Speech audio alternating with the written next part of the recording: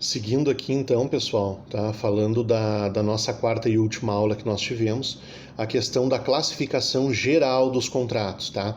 O conteúdo que eu passei para vocês ali, ele tá bastante completo, tá? Mas só dando uma revisada aqui com vocês então, tá? Dentre a classificação dos contratos, os contratos eles são unilaterais, são bilaterais e plurilaterais. Unilaterais, o importante é que vocês gravem sobre esse ponto, que eles criam obrigações somente para uma das partes. Tá? Na prática, todo o contrato, tá? Ele é bilateral, porque ele envolve pelo menos duas pessoas. Tá? Mas quanto os seus efeitos, vamos dizer assim, tá? Ele se apresenta de maneira unilateral quando ele cria obrigação somente para uma das partes. Né? O exemplo puro disso é doação, tá? O comodato, por exemplo. Tá? O bilateral ou sinalagmático, como o próprio nome já diz, geram obrigações para ambos os contratantes, obrigações recíprocas. Né? A esmagadora maioria dos contratos que vocês vão trabalhar, que vocês vão se deparar ao longo da carreira jurídica, e eles vêm a ser bilaterais no sentido da distribuição das obrigações entre as partes. Tá?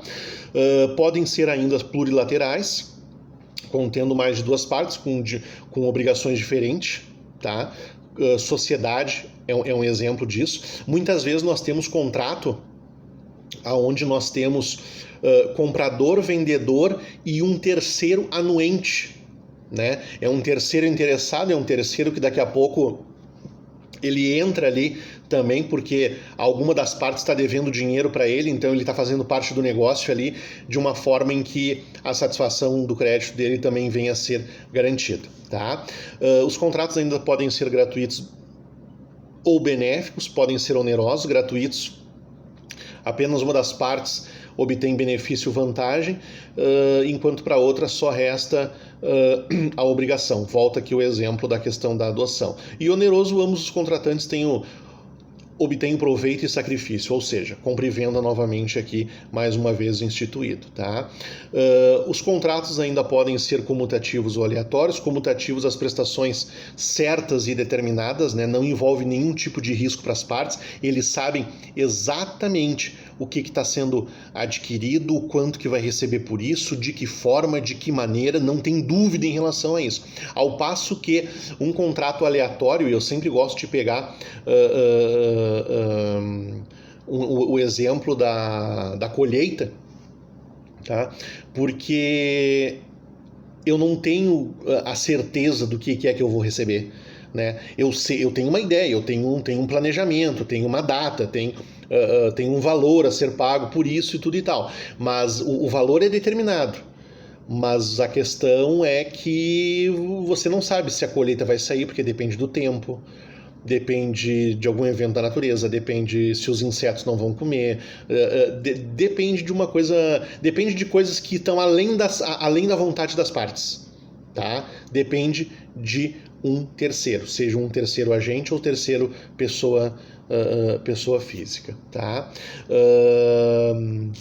Importante ver também que os contratos eles podem ser paritários ou de adesão. Tá? Paritários, as partes discutem livremente suas cláusulas e condições no pé de igualdade, ao passo que a adesão, né, como a gente já viu em outros momentos, as cláusulas já vêm predispostas, e eu não tenho, e é afastado qualquer tipo de discussão. Tá? Quanto à execução, ele pode ser ainda instantâneo, diferido ou sucessivo. Instantâneo, ela se consome num só ato. Né? Você compra alguma coisa à vista, você paga e encerrou o assunto. Se ela é diferida, né, ela não... O melhor exemplo disso é aquilo que se comprava a prestação. Né? Antes a gente tinha o carnê, né? Ia na loja, pagava mensalmente ali o carnê. Hoje a gente paga na fatura do cartão de crédito. Tá? Mas é um exemplo de um contrato diferido. E tem ainda o sucessivo. Né? O sucessivo, locação, mês a mês tu paga, faculdade, mês a mês tu paga, né? Um dia se termina, mas até lá vai-se um tempo. E ele ainda é personalíssimo ou impessoal. Eu gosto de pegar como exemplo, tá, o contrato personalíssimo, esse é o melhor exemplo, quando você contrata um artista, por exemplo, para fazer um determinado show em um determinado evento. Tu faz um contrato pessoal pelas características daquela pessoa. Você quer aquele estilo de música. Você quer aquele artista na sua festa, tá? Ao passo que o impessoal, ele não é vinculado às características de uma pessoa. Um exemplo disso, quando você compra um imóvel na planta. O contrato já está pronto.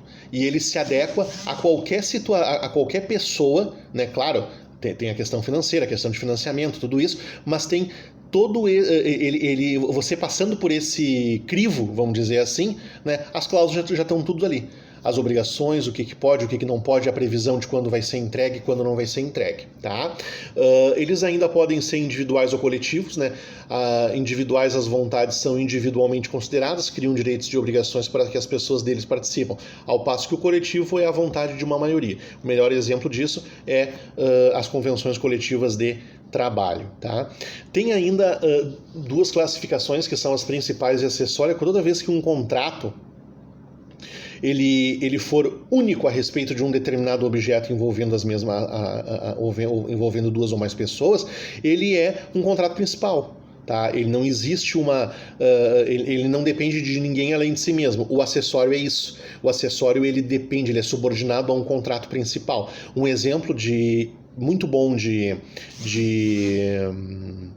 contrato acessório é os aditivos. Os termos aditivos, eles são contratos que estão subordinados a um principal. Tá?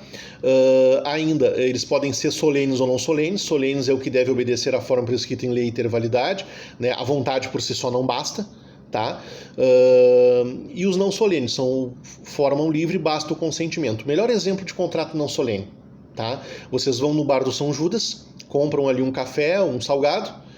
Então, é um contrato, vocês estão pagando por um produto. Tá? Mas a lei, conforme o artigo 107, não exige que haja uma formalidade, não é feito um contrato ali para haver a aquisição desse produto. Tá? Eles ainda são classificados como os consensuais e reais. Consensuais se formam unicamente pelo acordo de vontade, independente da entrega da coisa, e o real exige, além do consentimento, a entrega, né? A tradição. Um exemplo clássico, tá? E vocês vão ouvir muito isso, principalmente quando vocês estudarem os contratos em espécie, tá? É que muito dos contratos eles se dão pela chamada tradição, tá? E o que é a tradição? A tradição é a entrega da coisa. Vocês querem ver um exemplo? Eu atendi hoje pela manhã um cliente que comprou um carro.